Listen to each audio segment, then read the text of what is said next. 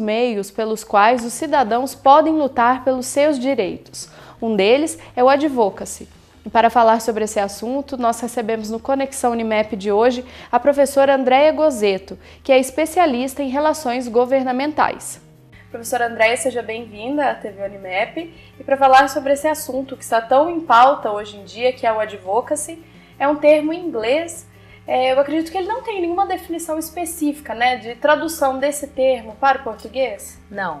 Infelizmente, ainda não encontramos uma única palavra para sintetizar o que quer dizer advocacy, né? Em espanhol, eles usam o termo incidência política. E algumas organizações aqui no Brasil também utilizam o termo incidência política, mas o advocacy tem sido o termo mais utilizado, né? Como que a gente entende? O que é isso? A palavra já é complicada. Quer dizer, em inglês a pronúncia correta seria advocacy, mas aqui nós demos uma brasileirada, né? E falamos de advocacy. O advocacy é um tipo de ação política que é realizada principalmente pelas organizações da sociedade civil e ele tem algumas peculiaridades, né?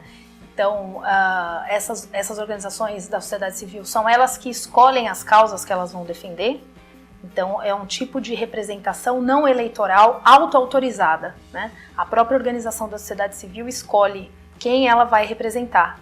E uma outra questão que é muito interessante também é que normalmente se faz advocacy porque essa organização da sociedade civil ela não tem acesso direto ao tomador de decisão, ela não tem assento na mesa de negociação. Então, ela quer influenciar a forma como as políticas públicas ou as práticas políticas da sociedade na qual ela está inserida, elas acontecem, só que ela não tem acesso.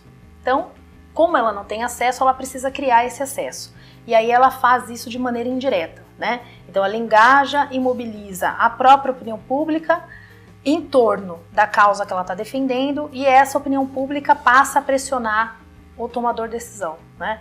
E nesse movimento, nesse processo, você entende porque é difícil sintetizar em uma única palavra? Porque na verdade é um processo, né? Ele vai acontecendo por etapas. E esse tomador de decisão, ele toma conhecimento tanto da causa quanto da própria organização da sociedade civil que a está defendendo a partir da pressão da opinião pública, né? E aí essa organização da sociedade civil, ela acaba por ser legitimada e também ganhando visibilidade, né? E aí as portas do poder público costumam se abrir para que ela possa ser ouvida. Até para que fique claro para quem está acompanhando a nossa entrevista, teria como você nos dar um exemplo? Qual é o exemplo de utilização do advocacy? O advocacy pode ser utilizado para qualquer interesse amplo, né? Então, por exemplo, você tem grupos da organização da sociedade civil que defendem uma regulamentação mais forte com relação ao tabagismo.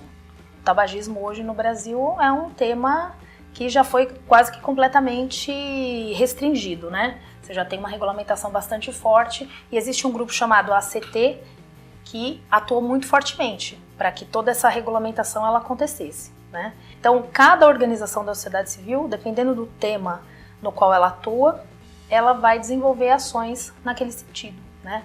Muitas pessoas não sabem que existe um grupo, né, por trás de todas as questões engajado em ações de mudanças concretas. Então, como você disse, o advocacy é ação, não é meramente uma campanha de mobilização, por exemplo. Não. Por isso que a gente estava conversando aqui anteriormente, as petições online, por exemplo, elas são ferramentas de engajamento e mobilização que podem ser utilizadas em planos de ação de advocacy. Até essa petição online que ficou muito em voga, que teve na mídia aí durante várias semanas, que obteve mais de 700 mil assinaturas, mesmo assim, mesmo com esse número muito expressivo de assinaturas, foi necessário um grupo de pessoas, né? Então, isso é importante dizer, a ação política, ela é sempre presencial, né? A ação política virtual, ela não substitui a ação política presencial. Então, mesmo assim, o pessoal do Change.org foi a Brasília, levou as celebridades, né, para conversar com os tomadores de decisão. Então, essa é uma coisa que é muito interessante ressaltar também, é que você pode ter lobby sem advocacy, mas você não tem advocacy sem lobby, né? Porque num determinado momento, o grupo ou a organização da sociedade civil, para que ela veja aquela mudança acontecer, ela precisa entrar em contato direto com o tomador de decisão. Então, lobby, desculpa, o que é lobby? Até que fique, é uma defesa de interesses? O lobby é uma defesa de interesses junto aos tomadores de decisão que podem tomar determinada decisão com relação a políticas públicas, tá? Então a diferença entre o lobby e o advocacy é a forma como se contata o tomador de decisão. Então, se eu entro em contato, se eu acesso o tomador de decisão diretamente, eu estou fazendo lobby. Se eu acesso esse tomador de decisão indiretamente, eu estou fazendo advocacy. Tanto no lobby quanto no advocacy, eu tenho um objetivo, eu tenho um interesse, eu quero mudar alguma coisa, eu quero causar alguma transformação, tá? Então, o lobby normalmente, ele é visto de uma maneira mais pejorativa, porque normalmente os interesses que são defendidos são interesses mais particularistas, né? Mais específicos e mais voltados também ao setor produtivo. Então, e também a palavra lobby no Brasil, infelizmente, e essa é uma história longa que remonta à década de 70, né, do século XX, a gente tem uma carga pejorativa muito forte, né? Então, um estigma de marginalidade que envolve a atividade do lobby, né? Existe lobby ilícito? Existe, a gente vê na televisão todos os dias, né? Mas agora dizer que todo lobby é ilícito seria um grande engano. Então, o lobby ilícito, ele também é realizado no Brasil, realizado por uma série de organizações e realizado de maneira muito mais profissional do que há algumas décadas atrás. A mesma coisa acontece com a advocacy. Hoje, né, a partir do ano passado, principalmente, é que eu comecei a ter um contato maior com as organizações que realizam advocacy. Eu já tenho percebido como a ação dessas organizações, ela tende a uma profissionalização. Isso nos Estados Unidos já acontece há 5 décadas. Né? Desde 1960, as organizações da sociedade civil já vêm se profissionalizando, inclusive aprimorando ferramentas de avaliação e monitoramento das suas ações, né? Então, assim, o advocacy ele já existe faz tempo, esse conceito que é novo. Para nós. Né? No Brasil. Para nós. No Brasil é que é uma palavra que ainda causa estranhamento, né? Que quando você fala assim, nossa, mas o que é? O que é advocacy? Algo tão complicado, é uma coisa tão estranha, né? Você demora tanto tempo para explicar o que é o advocacy. É um tipo de ação política que tem como objetivo gerar uma mudança social numa política pública, né? E a grande diferença aí é a forma como esse representante ele é autorizado e a forma como ele acessa o tomador de decisão, né? Então, se é um grupo auto-autorizado e ele vai fazer esse contato de forma indireta, a gente vai conceber isso como advocacy e não como lobby. Então, só para a gente deixar claro, todo mundo pode fazer advocacy, não precisa ser uma empresa, né? Todas as pessoas, cada indivíduo pode. Aí, como a gente fala, ele faz um advocacy, quais são os termos, né, que a gente utiliza? Ele faz advocacy. Faz advocacy. Né? O advocacy é uma estratégia para a defesa de causas. Então, é uma estratégia indireta, né, de pressionar o tomador de decisão para que determinada mudança aconteça. Tá? Qualquer pessoa pode fazer.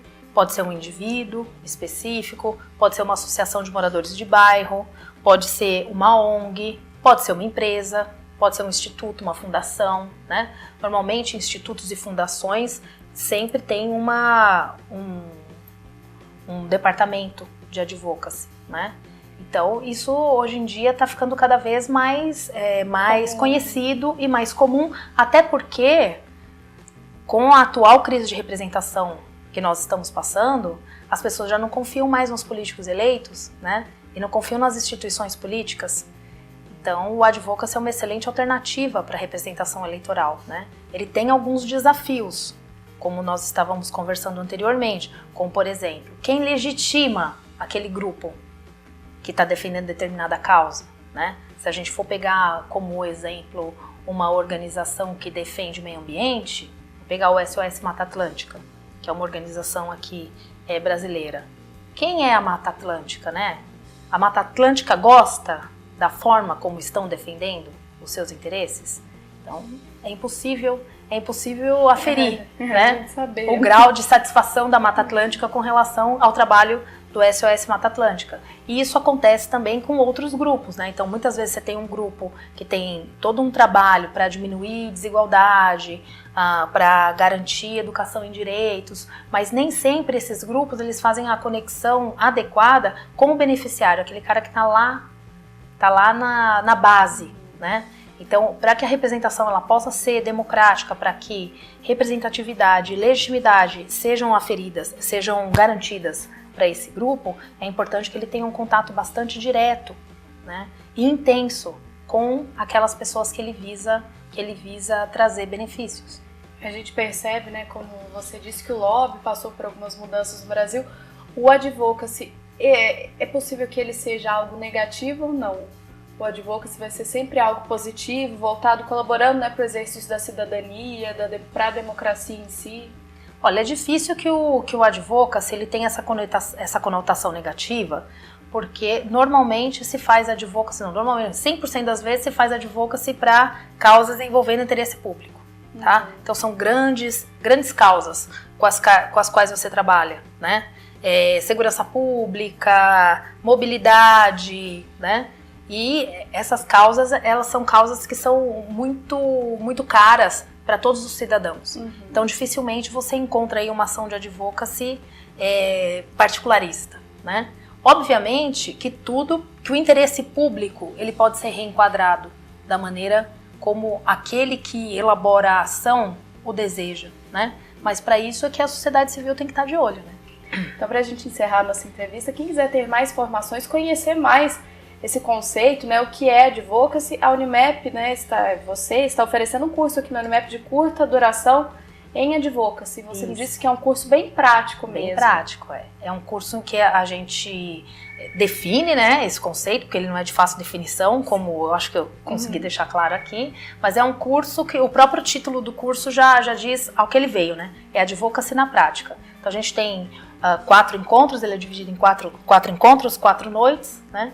E nós vamos mostrar, eu e o Renato Morgado, do Imaflora, como é que você entende advocacy, quais são os tipos de advocacy, que tipo de ação pode ser realizada, né? Como que eu formulo um plano de ação de advocacy e as estratégias e as táticas infalíveis para alcançar a mudança que se deseja.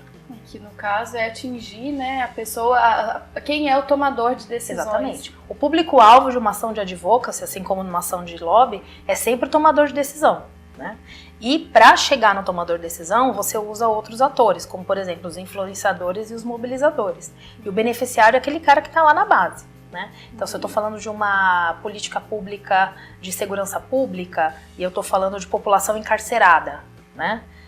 Eu tenho organizações que trabalham especificamente com essa população encarcerada. Quem é meu beneficiário? É o encarcerado, né? Quais são os influenciadores e os mobilizadores? Os influenciadores, normalmente, os atores da mídia, né? Os mobilizadores, os youtubers, as pessoas que têm blogs, etc e tal, né? Que têm uma visibilidade grande com relação a esse assunto ou não, ou dão a sua opinião sobre esse assunto, né? E aí depende se essa opinião ela é boa ou é ruim para sua causa, então você tem que escolher muito bem. Mas o tomador de decisão, aquele que formula a política pública, ele é o público-alvo, né? Então como é que eu converso com esse tomador de decisão? Como é que eu levo a minha demanda até ele, né? Tem estratégia, tem tática, né? Quer dizer, tem uma ciência por trás dessa forma, né? Quando a gente está falando, Dani, de lobby ou estamos falando de advocacy, nós estamos falando, na verdade, da relação entre Estado, sociedade civil e mercado, né? E essa relação, ela precisa ser colaborativa, cada vez mais colaborativa, né?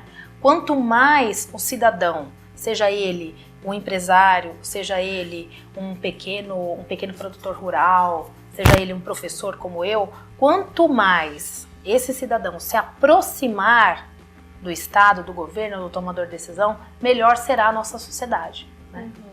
Esse é o ponto essencial. Nós precisamos nos aproximar, na verdade a gente precisa se empoderar, a gente precisa se apoderar do Estado. O Estado é nosso, ele não é nosso inimigo, ele é nosso, nós fazemos parte do Estado, né? Então ele precisa nos ouvir, só que para que ele nos ouça a gente precisa saber como falar. E nesse curso é justamente isso que eu e o Renato vamos abordar. Como é que eu levo a minha demanda, como é que eu levo a minha causa, como é que eu levo o meu interesse que é legítimo e que é relevante para esse tomador de decisão, a ponto de que ele leve em consideração o que eu estou dizendo. Certo, então, professora, muito obrigada por sua presença aqui ao nosso programa. Se você quiser deixar, tem um blog também que você fala sobre esse assunto, né? Eu tenho um blog, meu blog, o endereço do blog é www.lobbying.com.br. Nesse blog eu coloco alguns textos de minha autoria, né? São poucos ainda, mas eu costumo também divulgar os eventos que estão acontecendo na área, né, que estão relacionados a essa relação entre Estado e sociedade civil, e coloco também muitas dicas de bibliografia para quem quer se aprofundar, né? E já queria deixar aí dar um furo jornalístico, né? O Imaflora vai lançar daqui a um tempo um kit de ferramentas em advocacy. Eu ajudei a construir esse kit de ferramentas de advocacy, né? Então, acho que esse é um momento que tem que ser esperado, porque em português a gente tem apenas um kit de ferramentas e ele é muito extenso, né? Que é o kit do Tier Found, mas é muito extenso. Então, esse que a gente concebeu aqui, ele vai mais direto ao ponto, né? Eu quero parte da nossa realidade, do nosso contexto. Eu quero que a mudança aconteça. Como é que eu vou fazer para que ela aconteça? Tá bom? Muito obrigada pela oportunidade.